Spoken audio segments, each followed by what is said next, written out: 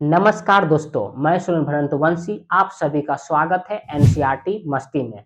जैसा कि दोस्तों आप लोग जानते हैं कि बीए पॉलिटिकल साइंस ऑनर्स में चाहे आप फर्स्ट सेमेस्टर में हो, चाहे आप थर्ड सेमेस्टर में हो, चाहे आप फिफ्थ सेमेस्टर में हो या अदर कंपटीशन की तैयारी करते हैं, तो कॉन्सेप्ट ऑफ जस्टिस को समझना अति आवश्यक हो जाता है। कॉन्सेप्ट ऑफ जस्टिस में आज हम लोग क्या चर्चाएं करेंगे? तो आज हम लोग चर्चाएं करेंगे क्या? तो पहले पढ़ना है कि जस्टिस क्या होता है, न्याय क्या है। उसके बाद अकॉर्डिंग टू थिंकर के अनुसार जस्टिस क्या है, जैसे सालमन के अनुसार जस्टिस क्या है और प्लेटो के अनुसार जस्टिस क्या है, एरिस्टोटल के अनुसार जस्टिस क्या है। उसके बाद हम चर्चाएं करेंगे वेल ऑफ इग्नोरेंस, अज्ञान का पर्दा। मतलब कि जॉन रॉल्स थ्योरी देते हैं कि जस्टिस क्या है, न्याय संगत न्याय आखिर है क्या, और न्याय का आधार भी समझेंगे। अगर न्याय का आधार मतलब बेस ऑफ जस्टिस, मतलब कि न्याय को दो भागों में हम बांट कर पढ़ेंगे, जैसे प्रोसीजरल जस्टिस और सब्सटेंटिव जस्टिस, तात्विक न्याय और प्रक्रियात्मक न्याय, ये दोनों पढ़ेंगे। उसके बाद क्रिटिसिज्म भी करेंगे। तो क्या आप लोग तैयार हैं? तो तैयार हैं तो चलिए चर्चाएं हम करते हैं। तो पहले हम जानते हैं व्हाट इज जस्टिस। जस्टिस क्या है? तो व्हाट इज जस्टिस, न्याय क्या है? तो न्याय की अवधारणा, मतलब न्याय की जो कॉन्सेप्ट होता है, कॉन्सेप्ट ऑफ जस्टिस, समय, टाइम जगह और सिचुएशन के आधार पर, परिस्थितियों के अनुसार परिभाषाएं बदलती रहती है। नहीं समझे? फिर से समझा दीजिए आराम से। न्याय की अवधारणा समय, जगह, परिस्थितियों के अनुसार बदलता रहता है, अर्थात न्याय की सटीक परिभाषा नहीं है। न्याय की सटीक परिभाषा नहीं है, बात समझिए ऐसे। न्याय की जो अवधारणा है, न्याय की जो कॉन्सेप्ट है, ये समय, जगह और परिस्थितियों के अनुसार, टाइम, प्लेस एंड सिचुएशन के आधार पर इसका परिभाषा चेंज होता रहता है न्याय की। तो न्याय आखिर है क्या? तो न्याय की कोई सटीक परिभाषा नहीं है। फॉर एग्जाम्पल आप ऐसे समझो, अगर आप वेस्टर्न थिंकर की ओर जाएंगे, वेस्टर्न थिंकर नहीं, अगर आप वेस्टर्न सिविलाइजेशन की अगर आप जाते हैं, पश्चिमी सभ्यता की ओर जाते हैं, तो जो यहाँ पर न्याय की जो कॉन्सेप्ट है, यहाँ पर जो न्याय की जो अवधारणा है यहाँ और भारत की न्याय की अवधारणा बिल्कुल अलग अलग है। जमीन और आसमान की फर्क है। क्योंकि पश्चिमी सभ्यताओं में न्याय कास्ट के आधार पर कभी डिस्क्रिमिनेशन नहीं हुआ था। पश्चिमी सभ्यता में, यूरोप महाद्वीप में कास्ट के आधार पर कभी भी डिस्क्रिमिनेशन नहीं हुआ था, कलर के आधार पर हुआ था। बट अगर आप इंडिया में आओगे तो इंडिया में क्या है, कास्ट के आधार पर, रिलीजन के आधार पर यहाँ पर डिस्क्रिमिनेशन हुआ। तो यहाँ का जस्टिस और यहाँ का जस्टिस अलग अलग है। इसलिए तो टाइम भी अलग है और जगह भी अलग है और परिस्थिति भी अलग है, परिस्थिति भी अलग है। तो न्याय की अवधारणा जो है, न्याय की जो अवधारणा टाइम, जगह और परिस्थितियों के अनुसार बदलता रहता है। अर्थात हम कह सकते हैं कि न्याय की कोई सटीक परिभाषा नहीं है। बात समझ में आ रही है मैं क्या कह रहा हूं? कि मैं ये कह रहा हूं कि न्याय की कोई सटीक परिभाषा नहीं होता है। ये जगह, टाइम और ये देखिए, अगर आपको what is justice, John Rawls की थ्योरी आप अगर आपको कहेंगे लिखने के लिए, तो आप सबसे पहले यही स्टार्टिंग ऐसे ही कीजिएगा। तो न्याय की कोई सटीक परिभाषा नहीं होता है, ये समय, जगह और परिस्थितियों के अनुसार बदलता रहता है। उसके बाद अकॉर्डिंग टू थिंकर, तो हम एग्जांपल रखकर हम समझा दिए। तो उसके बाद नेक्स्ट नेक्स्ट में क्या है, एक थिंकर है जिसका नाम है सालमंड। क्या है नाम है? सालमंड। याद कर लीजिए जनाब, इसको याद करना है आपको, तभी आप पेपर में कुछ लिख पाएंगे। आपका पेपर भी जो है नजदीक आ गया है, 5 दिन बच गया, 10 दिन हो गया है, 10 दिन बचा होगा पेपर का, है ना?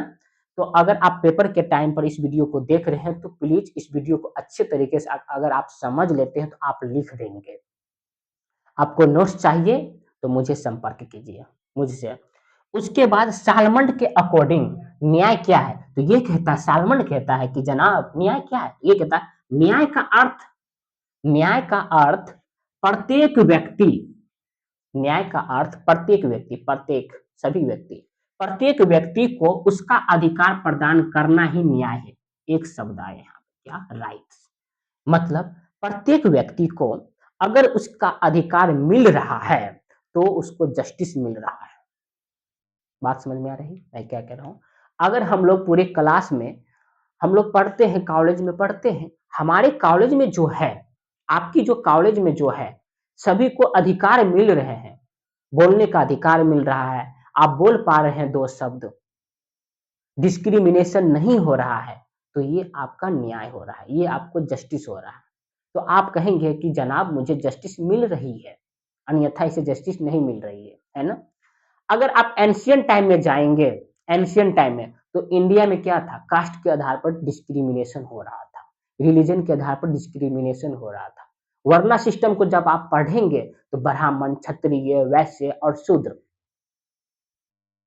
शूद्र का तीनों वर्णों को सेवा करते थे, जो विराट पुरुष से 4 वर्णों की उत्पत्ति हुई है। तो यहाँ पर तो डिस्क्रिमिनेशन हो रहा है।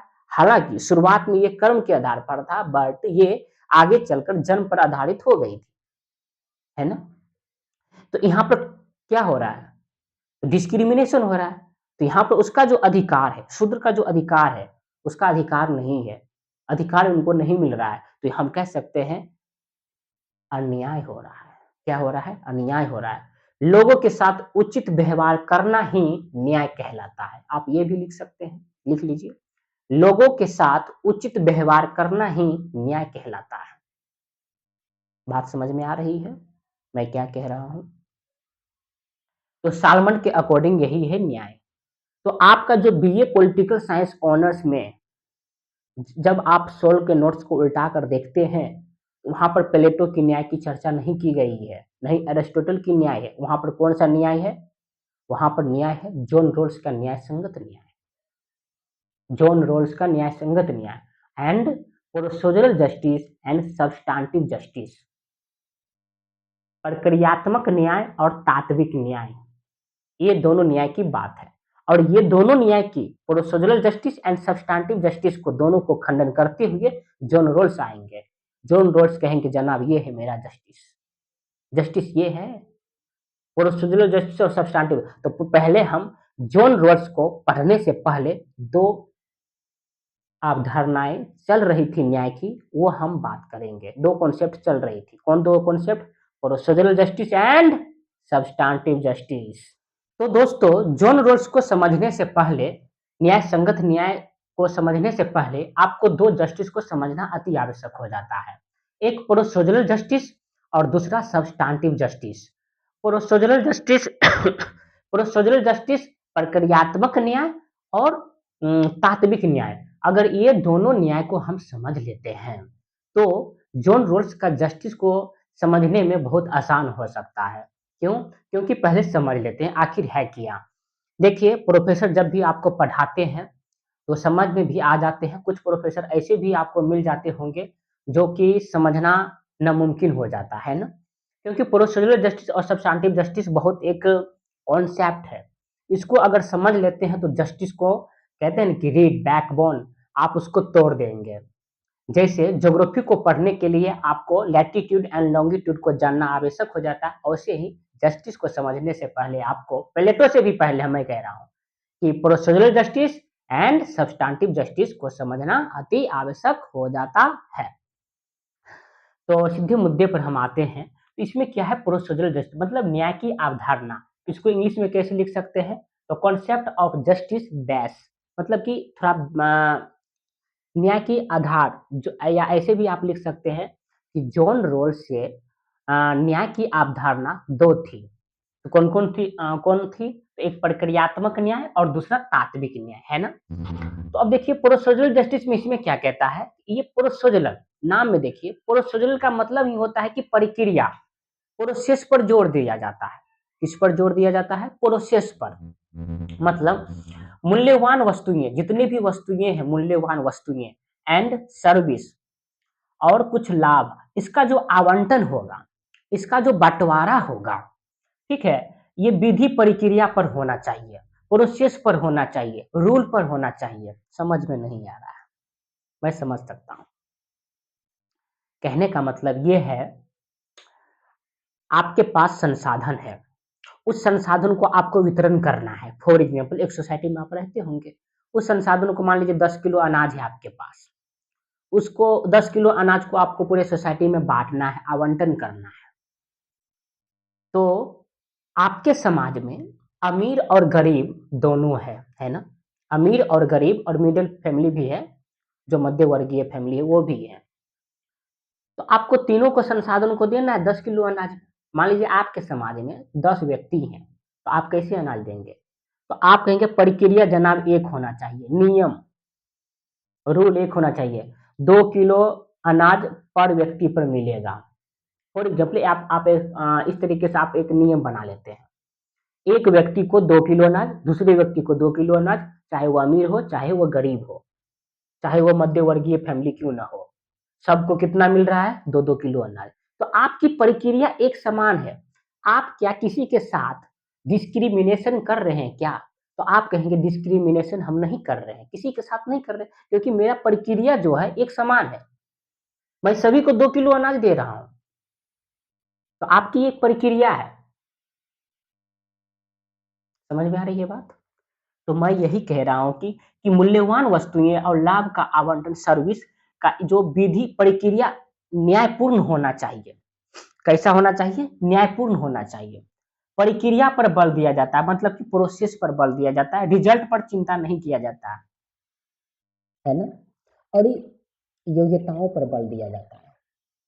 अगर आपका अगर मान लीजिए आप आईएएस बनना चाहते हैं, अगर आप बन पा रहे हैं, तो आप एक प्रोसीजरल जस्टिस के अंतर्गत आएँगे। मतलब योग्यताओं पर बल। योग्यताओं पर बल ऐसे समझिए, अगर आपके पास योग्यता है तो ठीक है, अगर आपके पास योग्यता नहीं है तो आप निकम्मे हैं, अकॉर्डिंग टू प्रोसीजरल जस्टिस। तो प्रक्रिया एक जैसा होना चाहिए, प्रक्रिया एक जैसा होना चाहिए, सब एक जैसा। अमेरिका जाने के लिए सबके पास फ्रीडम है, सबके पास लिबर्टी है, वो जा सकता है, स्वतंत्रता है, आज़ादी है, उनको मिला हुआ है। जो अमीर है वो तो अमेरिका चला जाएगा, जो गरीब है क्या वो अमेरिका जा पाएगा? उनके पास योग्यताएँ थी, उनके पास पैसे थे, तो वो अमेरिका चला गया। जिनके पास पैसा नहीं है, जिनके पास मनी नहीं है, आर्थिक स्थिति बहुत डाउन है, वो कैसे जा पाएँगे अमेरिका? इसको आपको अपॉर्च्युनिटी देना पड़ेगा, तभी जाएँगे। और ये प्रोसीजरल जस्टिस अपॉर्च्युनिटी की बात नहीं करती है। ये योग्यताओं पर बल दिया जाता है। जो योग्यताओं पर बल दिया जाता है, वो लिबरलिज़्म कहलाते हैं। क्या कहलाते हैं? लिबरलिज्म, उदारवाद कहलाते हैं। अब उदारवाद जितने भी थिंकर आएँगे इसमें आप रख दीजिए, प्रोसीजरल जस्टिस में। मतलब सबकी प्रक्रिया एक हो, मूल्यवान वस्तुओं, योग्यताओं पर बल दिया जाता है, आवंटन एक जैसा हो, नो डिस्क्रिमिनेशन, इसमें डिस्क्रिमिनेशन नहीं हो रहा है। उदारवादी थिंकर, अब जिसमें उदारवादी थिंकर आएँगे, वो पूंजीवादी कैपिटलिज्म कंट्रीज़, पूंजीवादी देश आएँगे इसमें। कौन सा देश आएँगे? पूंजीवादी देश आएँगे। तो प्रोसीजरल जस्टिस ये है। सब्सटेंटिव जस्टिस क्या है? अब इसको थोड़ा समझिए, फिर इसको समझ लेते हैं। तब आपको समझ में तुलनात्मक जब आप कर देंगे ना, तो आपका माइंड भी फ्रेश हो सकता है। अभी मैं समझ सकता हूँ कि थोड़ा ही आपको समझ में आता होगा। देखिए, सब्सटेंटिव जस्टिस कहता है तात्विक न्याय कि प्रक्रिया नियम पर से ज़्यादा बल परिणाम की समानता पर बल दिया जाता है।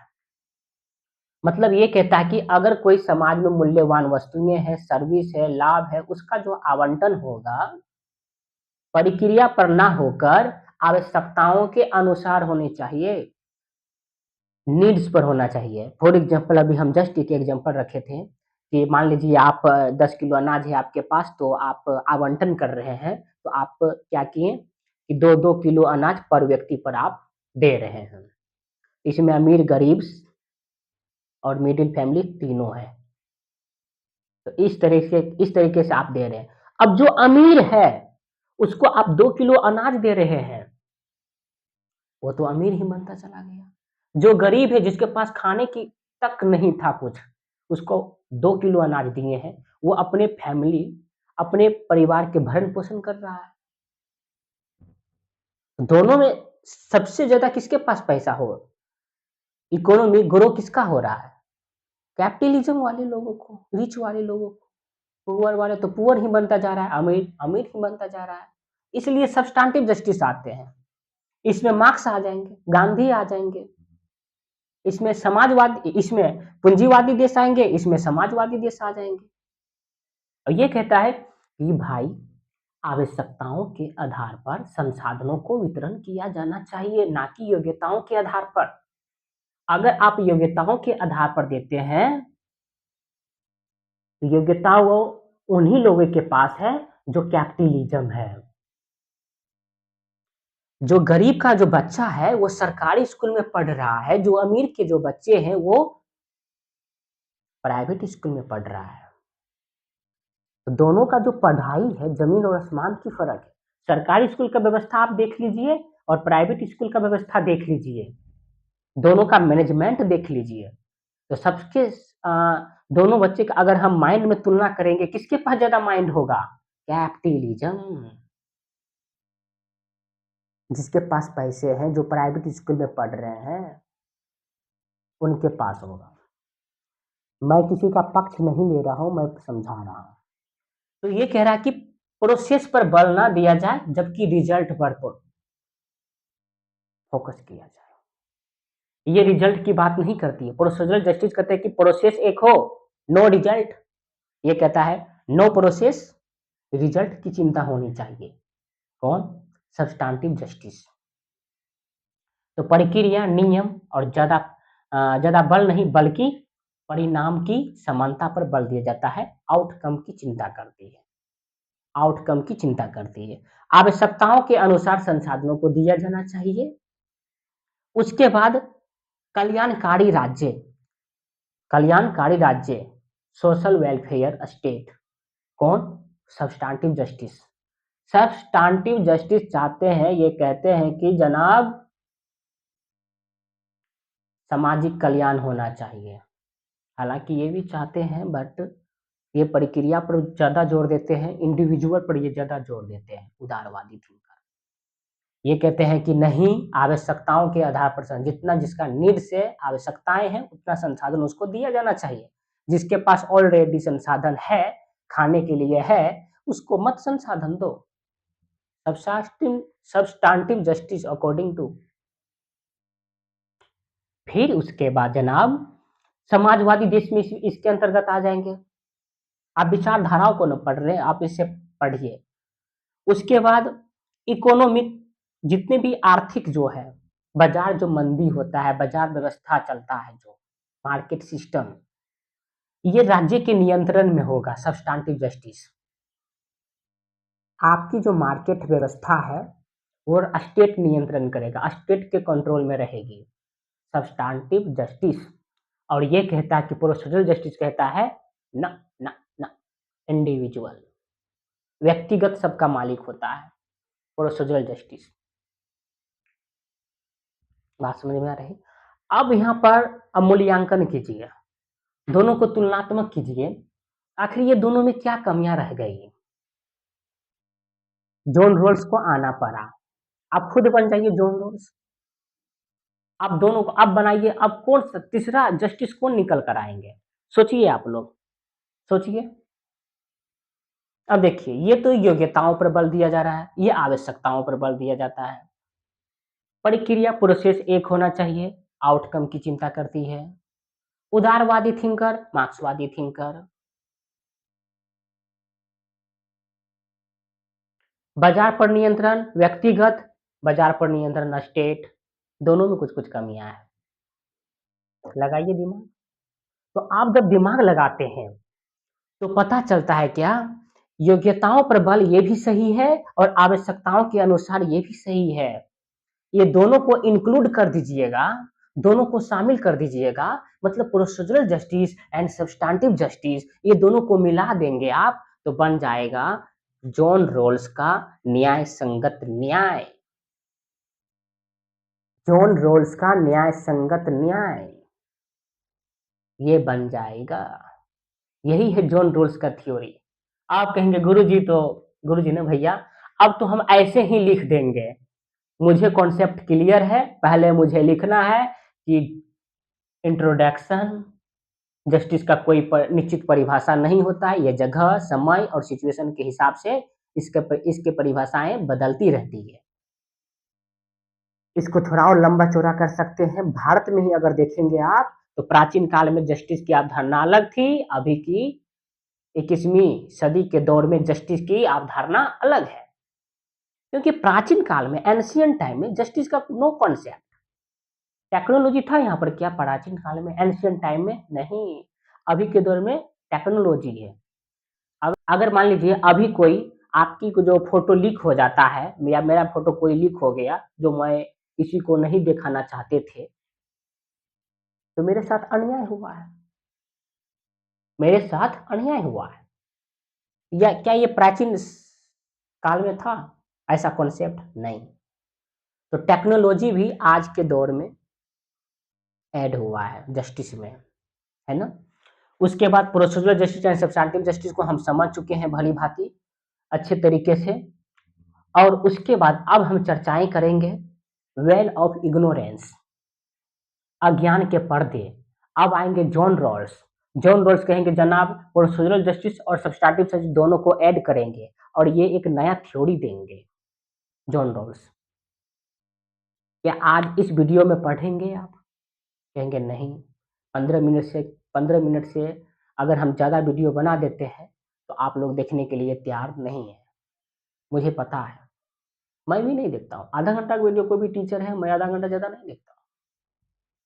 या तो 1 घंटा का वीडियो तो आधा घंटा मैं अभी देख लूँगा, आधा घंटा कल देख लेता हूँ, है ना। दरअसल ऐसा नहीं है, मैं देखता हूँ। तो दोस्तों आज की वीडियो यहीं तक रहने देते हैं और नेक्स्ट वीडियो में समझेंगे वेल ऑफ इग्नोरेंस, अज्ञान के पर्दे के कॉन्सेप्ट को समझेंगे, जॉन रॉल्स की थ्योरी को समझेंगे। आज हम पढ़े हैं कि जॉन रॉल्स से पहले जो 2 थ्योरी चल रही थी, प्रोसीजरल जस्टिस एंड सब्स्टेंटिव जस्टिस, ये दोनों जस्टिस को समझ चुके हैं। अब समझने में बहुत आसान हो गया है जॉन रॉल्स के न्याय संगत न्याय। तो नेक्स्ट वीडियो में हम चर्चाएं करेंगे और आज के लिए इतना ही। जय हिंद दोस्तों।